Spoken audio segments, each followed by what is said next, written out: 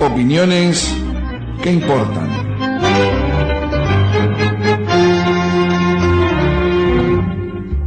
Los contenidos emitidos en este espacio no son responsabilidad de la emisora.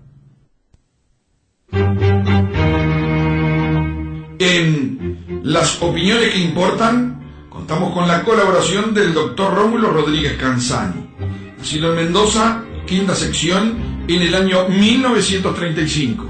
Familia de origen netamente campesina, cursó escuela rural, recibido de doctor en medicina en el año 1967.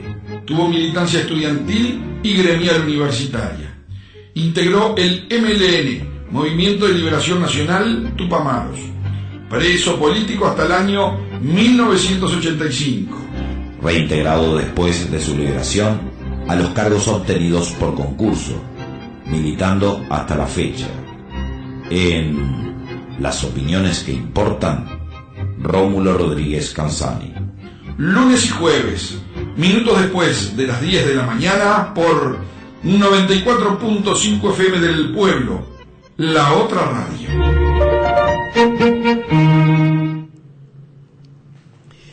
Buenos días, audiencias de la 94.5.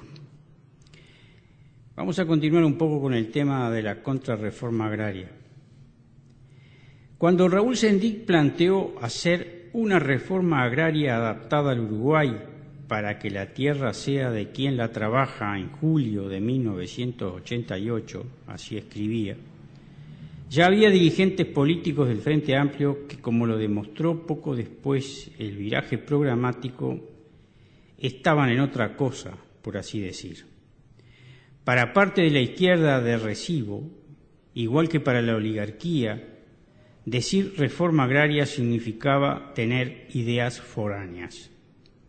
Y por eso es que Sendic hace ver en múltiples artículos contenidos en el libro Sendic vive clandestino en el corazón del pueblo, que ya hemos citado, que antes de la conquista los pueblos originarios ya realizaban la explotación colectiva del mayor medio de producción de entonces, la tierra. Y en base a eso es que preguntaba, ¿cuál es entonces la idea foránea? Nos hace ver Sendic la experiencia de producción colectiva en las misiones de los jesuitas y escribe, y leo entre comillas, para lo cual los indios estaban más mentalizados por siglos de trabajo en comunidad. Y reflexionaba, tal vez fue esa la más larga experiencia de colectivismo científico porque duró siglo y medio y solo pudo ser destruido a sangre y fuego. Cuando algún excursionista visite Paraguay y visite las ruinas de las misiones, está viendo los restos de esa experiencia que cita Sendic y que fue destruido por el Imperio Español y por la Iglesia. En la banda oriental es ese mismo Imperio Español el que se adueña por la fuerza de la tierra, a la que, o lo que sea que hemos llamado la acumulación primitiva, tierras que luego repartía entre los alcahuetes del rey y los favoritos de la corona. De poco sirven y poco tiene en cuenta la monarquía los consejos de Azara, que sugiere otro tipo de distribución de la tierra para aposentar y agrandar la población. No incursionaremos en la influencia que Azara tuvo en Artigas, tan trascendente respecto a la cuestión agraria y social. Pero, para comprender el drama de los compatriotas que hoy son expulsados del campo, hay que ver que la historia viene de muy lejos en esta Indoamérica. A sangre y fuego hace 180 años también fueron expulsados los indios de las tierras que la reforma agraria artiguista, según escribe Sendic, les había prometido en Bella Unión para ser luego emboscados en Salsipuedes, donde además, por primera vez en la historia nacional, roban los niños de los indios. Sendic llamó a este episodio la primer revolución de contenido social en el Uruguay. Puede leerse esto en la página 81 de la obra citada. En la época de la Patria Vieja estaba muy claro por qué seguían a Artigas a aquellas masas de indios, de gauchos, de negros, de zambos y mestizos, aquella numerosa población flotante de exigencias humildes aunque deseosas de fijarse a la tierra, como lo indica el historiador Bauzá. Luchaban por la tierra, por algo muy necesario y muy concreto. Ese periodo histórico nos enseña a ver cosas, por ejemplo, como enseña el Che, nos enseña a ser desconfiados de los sectores acomodados, por así decir, cuando se meten en la política. Cuando comienza la lucha de independencia contra los españoles, el patriciado de riñón cubierto, comerciantes, latifundistas, saladeristas, acompañan a Artigas, pero sobre todo por razones económicas, porque querían ocupar el lugar que tenía antes la monarquía española. Y como eran solo 4 gatos locos, necesitaban de Artigas, que era el que tenía los combatientes y las armas, y entonces apoyaron a Artigas. Pero cuando la revolución triunfa, los patricios ven que la cosa viene en serio y que Artigas quiere realmente repartir la tierra, quiere realmente reglamentar el comercio y las actividades industriales de la época, quiere una marina mercante propia y quiere integrarse al esfuerzo revolucionario de otros revolucionarios del continente. Entonces los patricios se asustaron, porque eran todos grandes latifundistas, grandes comerciantes, grandes saladeristas. ¿Y qué hicieron? Se dan vuelta contra Artigas, o sea, se dan vuelta para luchar contra Artigas y para luchar contra el programa de Artigas, y terminan abrazados con el invasor extranjero. Véase qué interesante y cómo cambian los tiempos.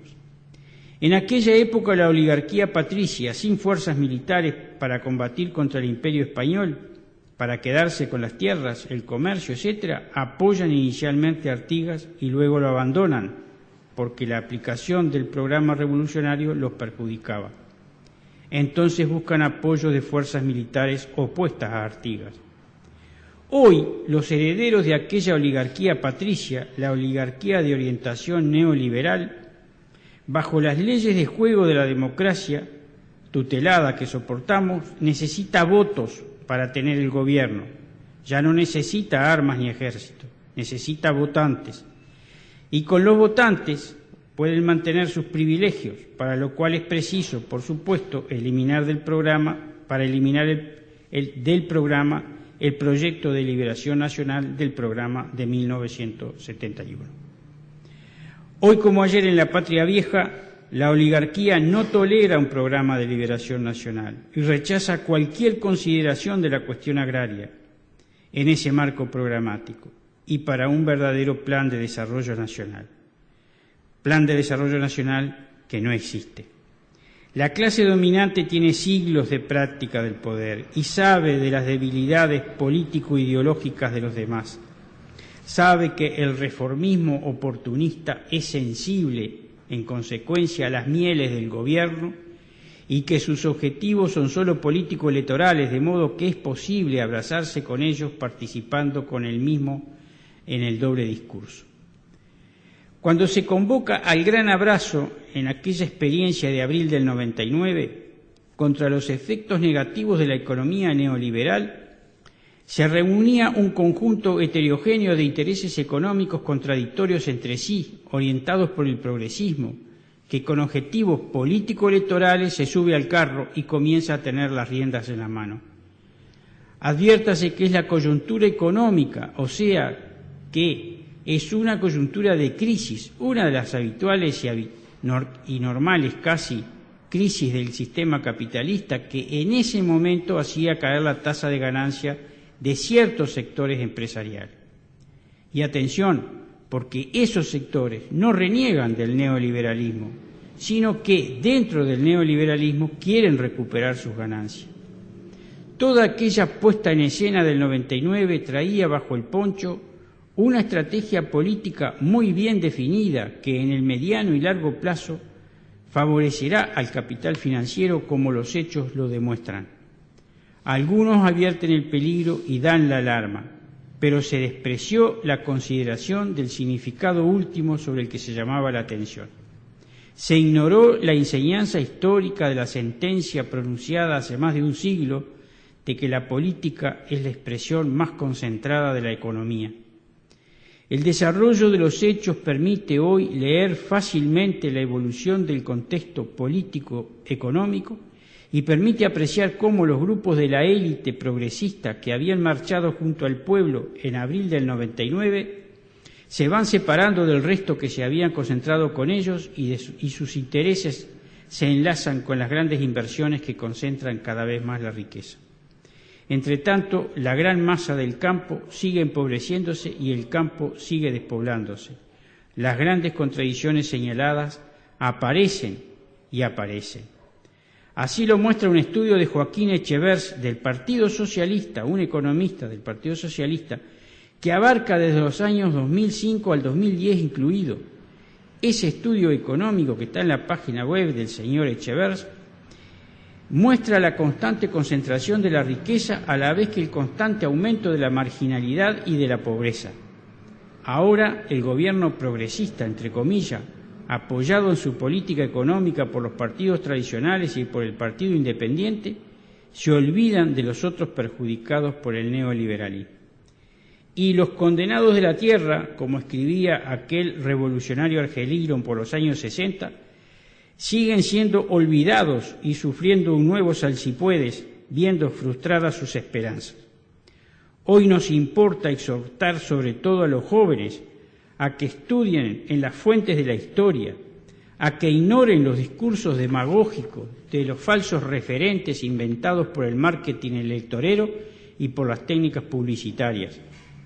Los exhortamos a que profundicen en el ideario artiguista y a que se informen sobre ello con el aporte de serios investigadores históricos, a que lean al filósofo Bas Ferreira, a que se informen de su concepción acerca de que la tierra es un bien social.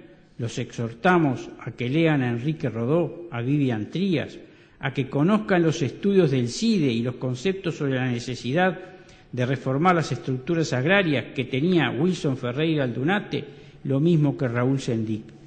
Es falso que la población rural empobrecida, fruto de este moderno salsipuedes, vaya a tener siquiera buenas oportunidades de ser un trabajador asalariado, cosa que ocultan todos los políticos en el gobierno, porque las inversiones científico-tecnológicas y la maquinización y automatización de la producción agropecuaria no absorbe mano de obra, sino que la expulsa. Esto ocurre con carácter de ley y ni los países ricos pueden revertir esa tendencia. El régimen capitalista neoliberal en el campo, por su naturaleza, opera también con carácter de ley, expropiando a los productores rurales menores de sus medios de producción, de sus tierras, de sus máquinas, de sus edificios, y los expulsa del campo. Esto formó parte del debate teórico hace más de un siglo, pero luego la vida confirmó lo que nosotros afirmamos. Hoy, en países ricos, la pequeña producción rural es un personaje no significativo en el total de su Producto Bruto Interno agropecuario, y la población rural cae constantemente, aún con ayuda estatal. En países coloniales como Uruguay, la población rural desaparece bajo la presión del capital financiero y los dirigentes políticos de todos los partidos políticos lo saben. Pero además, esa población expulsada del campo tampoco es absorbida por la industria, cada vez más mecanizada y automatizada, que a su vez también expulsa mano de obra, como lo señala Sendic hace 25 años, en las páginas 84 y 119 a 127 de la obra que hemos citado. Esto es propio del capitalismo, destrucción de la fuerza de trabajo. Consecuencias, masas de compatriotas con bajos ingresos, bajo consumo, caída del mercado interno. El gobierno entonces practica el asistencialismo, lo suficiente para que apenas pasen la línea de pobreza, así que entonces los índices económicos le puedan dar bien, pero sobre todo para evitar que los pobres se autoorganicen, razón por la que todo lo social se institucionaliza para impedir los estallidos sociales. El Parlamento actúa de modo funcional a la política neoliberal, con leyes que privilegian las inversiones de las multinacionales, enajenando recursos económicos estratégicos de la nación, con pérdida de la soberanía económica y política, y con leyes en la estrategia asistencialista que procura el control de la población. Así se crea la nueva superestructura jurídico-política bajo la que se oculta el abandono del ideario artiguista y se procesa la contrarreforma agraria y la contrarrevolución antiartiguista.